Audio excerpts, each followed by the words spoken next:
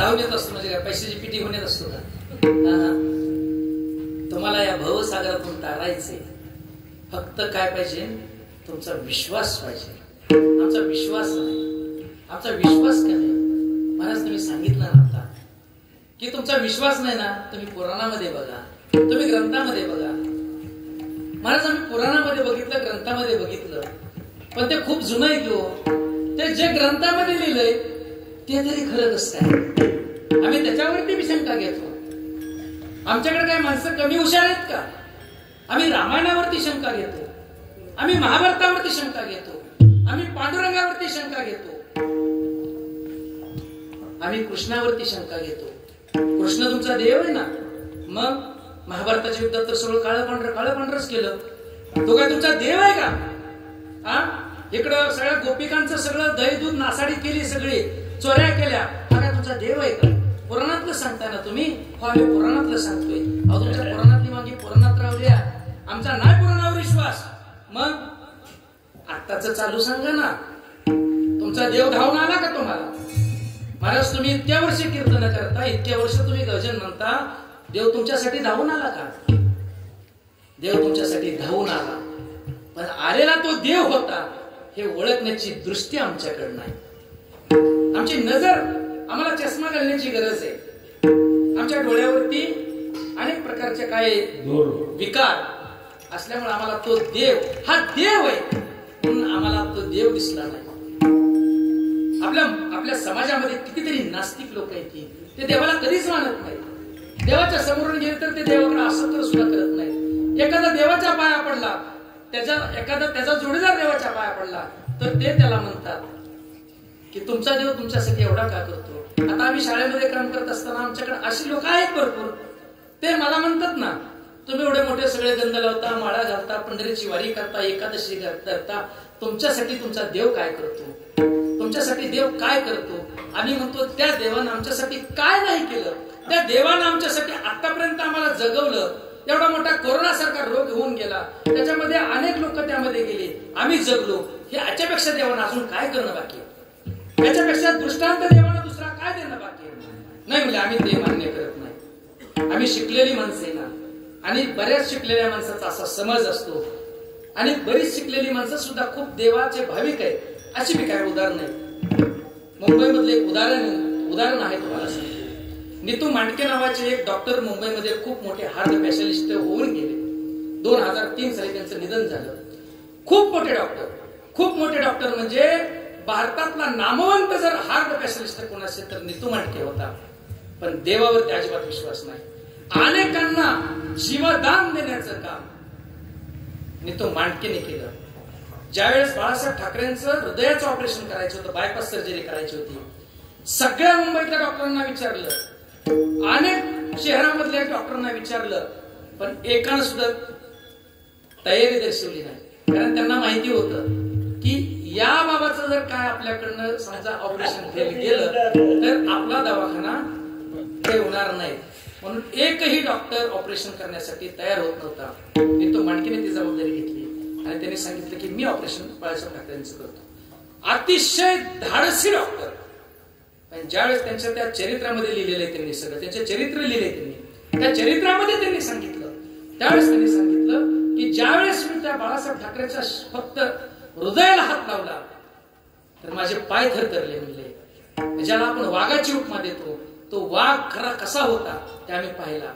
परंतु मी ते operation success केलं. ते ऑपरेशन सक्सेस झालं. बाळासाहेब ठाकरेंचं ऑपरेशन सक्सेस झाल्यानंतर त्यांची तर जे प्रचार त्यांचा होता, त्यांची जी प्रसिद्धी होती ती सबंध भारतभर पसरली. आणि भारताच्या केंद्र सरकारनं त्यांना त्यांची ती दखल घेतली आणि त्यांना सन्मानासाठी तिथं बोलवलं. इथे आपल्या भारतातले खूप मोठे नामवंत डॉक्टर आहेत, त्याचा सन्मान करूया. त्यांना निरोप आला की तुम्ही अमुक अमक्या तारखेला तुम्ही दिल्ली या ठिकाणी हजर राहा. त्यावेळेस ते कर्नाटक प्रांतामध्ये होते. त्या कर्नाटक प्रांतामधून त्यांनी दिल्लीला जाण्यासाठी विमान पकडलं. विमान पकडल्यानंतर ते विमान जयपूर मार्गे, राजस्थान मार्गे ते दिल्लीला पोहोचणार होतं. परंतु वातावरण अतिशय चांगलं होतं. अचानक वातावरणामध्ये खूप मोठं असं वादळ निर्माण झालं आणि ते विमान जयपूरला उतरलं आणि अनाउन्समेंट झाली की वादळ खराब असल्यामुळं हे विमान आज इथून हलू शकत नाही. आणि दुसऱ्या दिवशी आम्हाला 10 वाजता त्या कार्यक्रमाला हजर राहायचं होतं. मी तो मटक्याने विचार केला, म्हणजे आपण इतक्या आटासाना आपण कार्यक्रमाला निघालोय की तो कार्यक्रमाला आम्ही पोहोचू शकत नाही. काय करायचं काय करायचं. त्यांनी सांगितलं, विचारलं त्यांनी की याच्यानंतर दुसरी फ्लाईट कधी जाणार आहे विमान. त्यांनी सांगितलं 20 तासानंतर दुसरं विमान आहे. हे विमान आता नाही म्हणले. विचारलं त्यांनी की इथं आम्हाला टॅक्सी भाड्याने भेटेल का. तो म्हणले टॅक्सी भाड्याने भेटेल. टॅक्सी भाड्याने करून दिली. टॅक्सी ड्रायव्हर आणि नीतू मांडके त्या टॅक्सीमध्ये बसून रस्त्याच्या मार्गाने ते गेले. वातावरणामध्ये पावसाचं वातावरण खूप होतं. रात्रभर प्रवास केला. खूप पाऊस पडत होता. रस्त्यावरती अनेक ठिकाणी झाडे पडलेली होती आणि पहाट त्या ड्रायव्हरला गाडी चालवणं शक्य झालं नाही. म्हणून ते म्हणले, आपण कुठंतरी आपण आसरा मिळतोय का, आपण तिथे थांबूया. आणि रस्त्याच्या कडेने जात असताना त्यांना एका ठिकाणी एक झोपडी दिसली. त्या झोपडीमध्ये दिवा मालवत होता. ही भाकड कथा नाहीये, हे त्यांच्या स्वतःच्या चरित्रातलंय. आणि तरी आपल्याला नाही विश्वास आला. त्यांची पुढची पिढी अजून जिवंत आहे. मी त्यांना जाऊन विचारा, हे घडलं नाही त्यांच्या जीवनामध्ये. आणि हे प्रत्येकाच्या जीवनामध्ये घडलेलं आहे. फक्त आम्हाला त्याचं ज्ञान नाही की इथं आम्हाला देवाने सहकार्य केलं, आम्ही इथं अडचणीत आलतो, इथं आम्हाला देवाने वाचवलं. त्यांनी त्या झोपडीमध्ये जाण्याचा, आपण जाऊया म्हणले त्या ड्रायव्हरला त्या झोपडीमध्ये. त्या झोपडीमध्ये त्या ड्रायव्हर विचारलं गेलं. दरवाजावरची कडी खटखट वाजवली. आतून एक महिला बाहेर आली आणि तिनं विचारलं, म्हणले कोण तुम्ही, काय. म्हणले आम्ही असे मुंबईचे आहे. म्हणले आम्ही दिल्लीला चाललोय आणि वाटत जाताना खूप मोठा पाऊस आहे, वादळ आहे, अनेक झाडं पडलेले. आम्हाला काही तासांपुरता आम्हाला इथं राहायचंय. म्हणले आम्हाला आसरा देता का. मातेवरती संस्कार चांगले होते. अतिथी देवो या विचाराची ती माता होती. तिने सांगितलं काही अडचण नाही या. जे अंग काय ओलं झालं होतं ते अंग तिने तिथं पुसलं आणि त्या माऊलीने पहाटे त्यांना चहा वगैरे असा करून त्यांचा पाहुणचार केला. ज्यावेळेस त्यांनी ती दाराची कडी वाजवली त्यावेळेस खिडकीतून त्यांनी अशा प्रकारचं चित्र बघितलं होतं की ती माता त्या बाळाचा एक पाळणा आलं होतं. तिला लहान बाळ होते 3-4 वर्षाचं. ते त्या पाळण्यामध्ये झोपलेलं होतं. ती पाळणा हलवत होती आणि समोर देवघर होतं. त्या देवघराच्या पुढं आरती अशी ज्योत मालवत होती आणि तिच्या तोंडातून आणि तिच्या मुखातून अशा प्रकारचा नामध्वनी बाहेर पडत होता, श्रीकृष्ण जय कृष्ण, श्रीकृष्ण जय कृष्ण. भगवान श्रीकृष्णाचं ती नामस्मरण करत होती. इतक्या अडचणीत असलेले डॉक्टर ते नामस्मरण ते समोर बघितल्या त्यांच्या मनामध्ये विचार आला की किती लोक इंडी असतात. आता ज्यांच्या आसऱ्यानं ते तिथं आराम करणार होते त्या लोकांना त्यांच्याबद्दलचा विकार त्यांच्या मनामध्ये कसा आला. किती लोक इडे असतात, रात्रभर जागून या देवाची साधना करतात, रात्रभर त्या देवाचं तेल जाळतात. कशासाठी जाळतात, पण आपल्याला यांच्यात राहायचंय आणि आपल्याला काय इथं म्हणून चालत नाही. त्यांचा सगळा संपूर्ण पाहुणचार झाल्यानंतर पुन्हा ती माता तिथं बसली. त्यांना सांगितलं तुम्ही आराम करा आणि परत ते आपलं त्या भगवंताचं नामस्मरण करत त्या पाळण्याची दोरी ओढत ती माता तिथं बसली.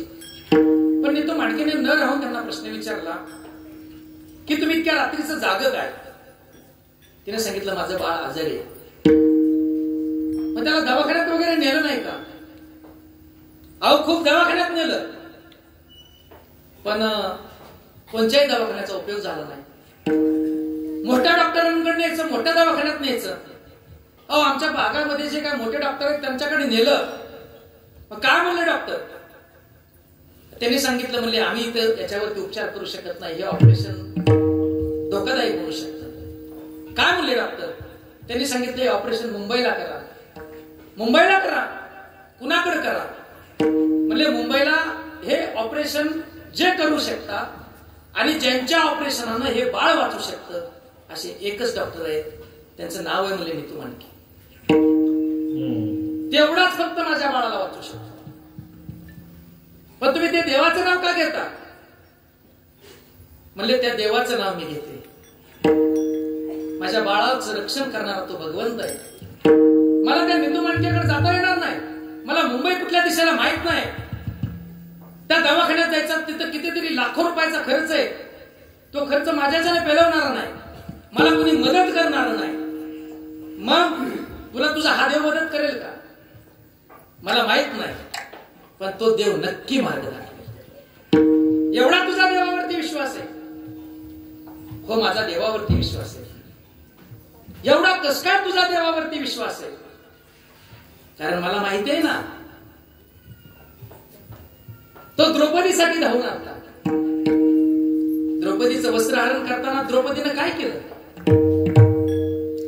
कोटे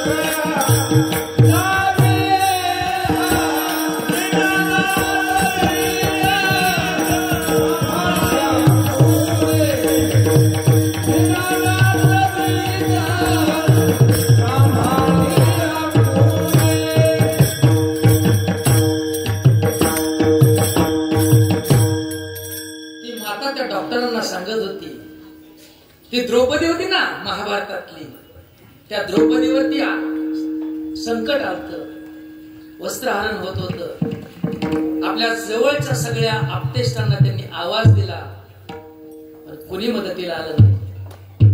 तिला वाटलं आता आपली मदत आपल्याला कुणीही करत नाही, ती आपली आपल्यासाठी नाही, ती आपलं जर रक्षण कोण करणार असेल तर तो भगवंत आहे.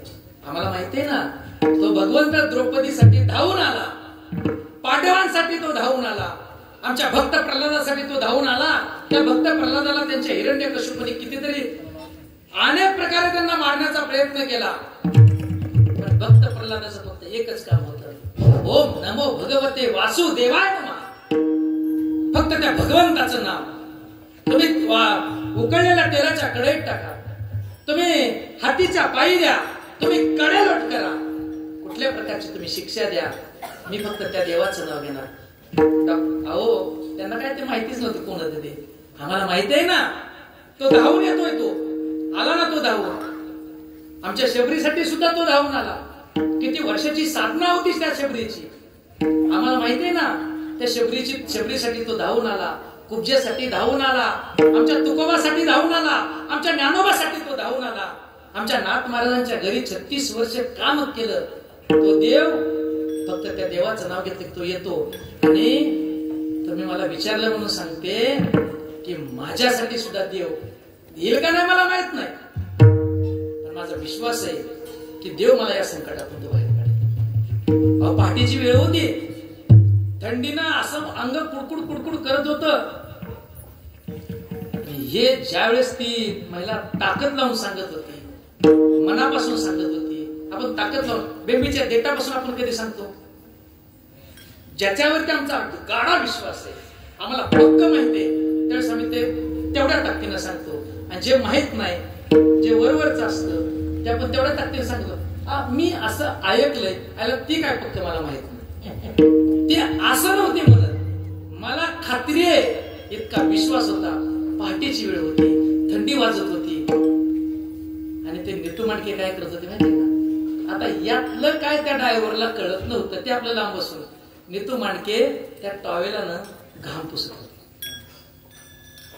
अरे माझं इतकं आयुष्य गेलं, मी त्या देवाला ओळखू शकलो नाही, मी त्या संतांना ओळखू शकलो नाही, मी त्या भगवंताला ओळखू शकलो नाही. या बाईनं माझं डोळं उघडलं आणि तिला सांगितलं, तुला जर आम्ही मुंबईला नेलं तर तू आमच्या बरोबर येते का? आम्ही त्या नितू मांडकेकडे घेऊन जातो तुला. ती बाई म्हणली तुम्ही देवासारखं माझ्या कृष्णासारखं तुम्ही धावून आला, तुम्ही माझ्या कृष्णासारखं धावून आला. त्यांनी नाही सांगितलं आणि मी स्वतः नितमांड केली. त्यांनी दिल्लीचा कार्यक्रम उरकला आणि परत जाताना त्याच्या घरी आले. त्याच टॅक्सीमध्ये ते बाळ आणि ती माता त्याच टॅक्सीमध्ये टाकली आणि स्वतः नितमांडके त्यांच्या दवाखान्यामध्ये घेऊन आले. ती बाई घाबरत होती. ती बाई सांगत होती, अहो तुम्ही कोण आहे सांगा ना, तुम्ही बोलताय तर चांगलं, तुम्ही देवासारखं तर वाटताय, तुम्ही आम्हाला इथपर्यंत बिगर पैशाचं आणलं, आम्ही काय आमच्याकडे 4 पैसे आमच्या खिशात आम्ही ठेवले होते, आमच्याकडे काय घरामध्ये ठेवले होते, ते सुद्धा तुम्ही पैसे घेऊ दिले नाही, तुम्ही अन्नधान्याचं काय आम्हाला घेऊ दिलं नाही. अहो तुम्ही कोण आहे? नाही म्हणले चल तू म्हणले तुझा सगळा खर्च आम्ही करतो, पण नितू मांडकेकडे नेताय ना तुम्ही? हो नितू मांडकेकडेच नेतोय. आणि त्यांनी खूप मोठं हॉस्पिटल, त्यांचं जे मुंबईचं हॉस्पिटल, त्या हॉस्पिटलमध्ये नेलं आणि त्या बाईला एका बाकड्यावरती बसवलं आणि त्या मुलाला त्या तपासणीच्या रूम मध्ये नेलं आणि डॉक्टरनं तपासणीसाठी ते डॉक्टरचा अंगरखा घातला, ते तपासण्याचं ते घातलं आणि ते बाई रागाने उठली. अहो म्हणजे तुम्ही माझ्या मुलाचा जीव घ्यायचा. आपलं ठरलंय ना नितू मांडकेकडून तपासायचे. बाई म्हणले तू काळजी करू नको म्हणले, आपण तुझं ऑपरेशन 100% सांगतो आणि तुझ्या कृष्णाची शपथ घेऊन सांगतो की तुझं ऑपरेशन हे नितू मांडकेच कर. कृष्णा शपथ घेतल्यानंतर त्या बाईला खात्री वाटली आणि तिला माहिती होतं की मला कृष्ण वाट दाखवली. आणि डॉक्टरांनी ऑपरेशनचे दिवस ठरवला, त्या मुलाचं ऑपरेशन केलं, तो मुलगा जगला, आज सुद्धा तो जिवंत आहे मुलगा. आणि बाईनं सांगितलं म्हणजे ते नितू मांडके कोण आहे? ते बाई म्हणली ती नितू मांडके कोण आहे? तुम्ही ऑपरेशन केलं, नितू मांडकेकडनं ऑपरेशन करायचं ठरलं होतं. त्या मातेच्या पायाला हात लावला. ती माता येताना कृष्णाची मूर्ती घेऊन आली. त्या नितू मांडकेने सांगितलं मला ती कृष्णाची मूर्ती दाखव म्हणले, मला त्या कृष्णाचं दर्शन घ्यायचंय. मला नितू मांडके म्हणतात, मी नितू मांडके, तुम्ही नितू मांडके, आणि माझ्या घरी तुम्ही कसं आला? तुझ्या घरी आणलं मला तुझ्या कृष्णानं, तुझ्या घरी तुझ्या कृष्णानं आणलं. तुझा विश्वास होता ना, तुझा कृष्ण द्रौपदीसाठी गेला, तुझा कृष्ण भक्त प्रल्हादासाठी गेला, तुझा कृष्ण ज्ञानोबासाठी गेला, तुकोबासाठी गेला. जे जे भगवंताचं नाम घेतात त्याच्यासाठी तुझा कृष्ण जातो ना. तुझ्या नामाच्या ताकदीवर मी इथं आलो. ही भाकड कथा नाहीये, हे सगळं सत्य आहे त्यांच्या जीवनामध्ये घडलेलं. का देव मदत करणार नाही? देवाचं नाव, फक्त तुमचा देवावरती विश्वास पाहिजे. आमच्याकडे कसं झालंय, आमचा देवावरती विश्वास नाही. तुम्ही देवाला नैवेद्य दाखवता, देव खातो म्हणून दाखवता का न खातो म्हणून दाखवता? मला फक्त सांगा, प्रामाणिकपणाने सांगा. तुम्ही देवाला नैवेद्य दाखवता, खातो म्हणून दाखवता का न खातो म्हणून दाखवता? आणि मी सांगतो ना नेहमी, आता आपल्या गावात सगळीकडे इकडे देव आहे तर तिकडे देव आहे, आपण रानात राहिलोय, तिकडून जर आपण देवाला नैवेद्य दाखवायला आलो, घरचे आपल्याला एका डब्यात भरून देते ती, मग ती वाटणी येताना रस्ते आपले काय पावसाने खराब झाले ते असं दरदर दरदर करत येतं. मग इकडला भात तिकडं, तिकडला भात इकडं, इकडली पुरवडी तिकडं, इकडला भाजा तिकडं, आणि मग सगळ्या देवाला ती गोळा करून वाढायचं, पाणी फिरवायचं. पाणी देवाला बाटलीत, तांब्यात नाही, बघा देवाला बाटलीत पाणी, आणि मग ते पाणी फिरवायचं. असं आमची भक्ती होती. कसं देवाला चालतं, काय अडचण नाही. आणि समजा 2 देव राहिलं आणि एकच निवत राहिला तर आपण काय करतो? अर्धा करतो, हे का नाही? आता गावात प्रत्येकाच्या शेतामध्ये अनेक मसोबाच आहेत. आता भला मोठा, आता एखाद्याच्या रानात मसोबा आहे आणि भला मोठा उसाचा फळ आहे, 8 साल्या ऊस आहे, इकडं तिकडं वाढून पडलेला आहे, मसोबापर्यंत जाता येत नाही, तिथं अगरबत्ती लावता येत नाही. तुम्ही काय करता? त्या मसोबाच्या नावानं तिथंच ठेवता. देव खातो म्हणून ठेवता का? आमचे लोक खूप भाविक आहेत बरं का. नैवेद्य कमी पडला तर ती तिथे ऍडजस्ट करतील, पण देव चुकवणार नाही. ही आमच्या माणसाची भक्ती आहे, बरोबर आहे का? पण एकदा तरी तुम्हाला असं वाटतं का की आमच्या देवांनी नैवेद्य खावा? आमच्या नामदेवांना वाटलं, छोटं होतं बाळ, आपण नेहमी ऐकतो कीर्तनामध्ये. मला फक्त आजचा पहिला दिवस आहे, मला फक्त आमचा विश्वास याच्यावरती पाहिजे. माणसं काय म्हणते ती 2 तास कीर्तन, अहो आम्हाला लय भेटणार लोक येते 2 तास. अहो तुम्ही कार्यशक्ती लोकांची बंद पडताय. 2 तास जर ही लोकांनी काम केलं तर कितीतरी हे पैसे कमवतील. अहो काय करायचं पैसे कमवून? आमच्याकडे पैसा बक्कळ आहे, पण आमचं शरीर तंदुरुस्त नाही, आमचं मन प्रसन्न नाही. कीर्तनात आल्यानंतर मन प्रसन्न होतं, समाधान मिळतं. तुम्हाला सुख मिळेल पण समाधान मिळण्याची गॅरंटी नाही. पैशाला सुख मिळेल, पैशाला तुम्ही गाडी घ्याचा, गाडीत बसल्यानंतर सुख मिळेल. पैशाला तुम्ही बंगला बांधचा, बंगल्यात गादीवर झोपल्यानंतर तुम्हाला सुख मिळेल. पण त्या सुखाचं रूपांतर समाधानात कधी करायचं? कधी होईल समाधानात रूपांतर?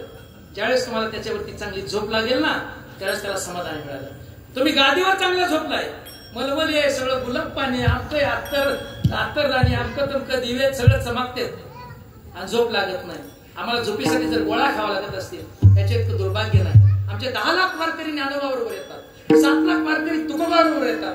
महाराष्ट्राच्या कानाकोपऱ्यातून 10-20 लाख वारकरी येतात, पण एकाही वारकऱ्याला झोपेची गोळी नाही. आमचा वारकरी ढेकळात झोपतो, आमचा वारकरी रस्त्याच्या कडेला झोपतो, आमचा वारकरी कुठेही तुम्ही बघता ना, कुठेही आम्ही झोपतो. आम्हाला तिथं झोप येते का? आम्ही वारीत चालल्यानंतर आम्हाला समाधान आहे, त्याचा विश्वास आहे. म्हणून त्या देवावरती तुमचा विश्वास गाडा पाहिजे, विश्वास पाहिजे. आम्ही म्हणतो ना, आता आपल्याकडे परंपरा चांगली आहे, आपण दसऱ्याच्या काळामध्ये आपण तिकडे देव आणायला जातो. आपण असं म्हणतो की आमचा देव तिकडं रुसून गेला, बाबा आमच्याकडनं काय आमची भक्ती कमी पडली असेल, काय झालं असेल, देव तिकडे रुसून गेला या दिवशी. आम्ही सर्वजण मिळून देव आणायला जातो. ही आमची भावना पाहिजे ना, की आम्ही खरंच तिथून देव येताना घेऊन येतोय. बरोबर आहे ना? आमची भावना पाहिजे, गाढा विश्वास पाहिजे. खरंच आज आमच्या पालखीमध्ये देव आला. आणि जे पालखी वाहतात ना, त्यांना विचारा ना, जाताना पालखीचं वजन कसं असतं, येताना पालखीचं वजन कसं असतं. तुम्हाला निश्चित त्या वजामध्ये फरक झाल्याशिवाय जाणार नाही. फक्त त्याच्यासाठी काय पाहिजे? विश्वास. विश्वास नसेल तर आपल्या बापाला आपण बाप सुद्धा म्हणेल याची गॅरंटी नाही. लक्षात आलं का? विश्वास जो